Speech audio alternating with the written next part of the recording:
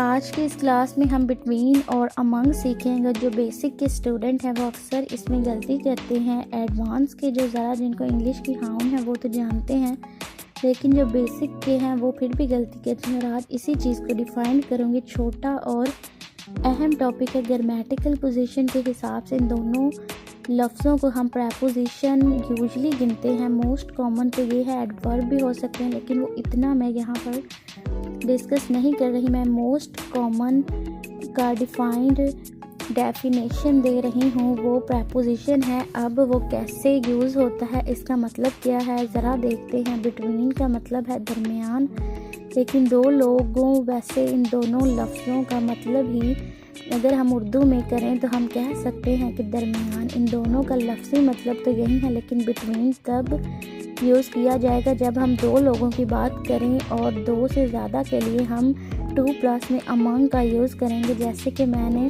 Example लिखी है, ही distribute money, उसने पैसे तकसीम किए बिटवीन अली एंड हसन। आप देख सकते हैं ये दो लोग हैं, तो ये दो लोगों के दरमियान हम बिटवीन का यूज़ करेंगे, क्योंकि अली और हसन ये दो शख्स हैं। तो आप देख सकते हैं, तो आप देखिए दो सब्जेक्ट या जब दो लोगों के दरमियान तकसीम हो रही है या कोई भी एक्टिविटी हो रही है तो वो बिटवीन है। लेकिन अमंग हम तब यूज़ करेंगे जब हमने कहना है मोर देन 2, यानी कि 2+, तब हमने अमंग का यूज़ करना है। ही डिस्ट्रीब्यूट मनी, सेम एग्जाम्पल है, उसने पैसे तकसीम किए अमंग द पीपल, लोगों के दरमियान या लोगों को। अब यहाँ पर क्योंकि पीपल का लफ्ज़ डिफ़ाइन कर रही हूँ कि ये 2, 4, 100, 1000 जितने भी लोग होंगे, ये ज़्यादा की तादाद है, उसने लोगों के दरमियान पैसे तकसीम किए। आप देख सकते हैं कि ये पास्ट इंडेफिनिट टेंस है और अमंग का यूज़ इसलिए हुआ क्योंकि ये मोर देन 2 है।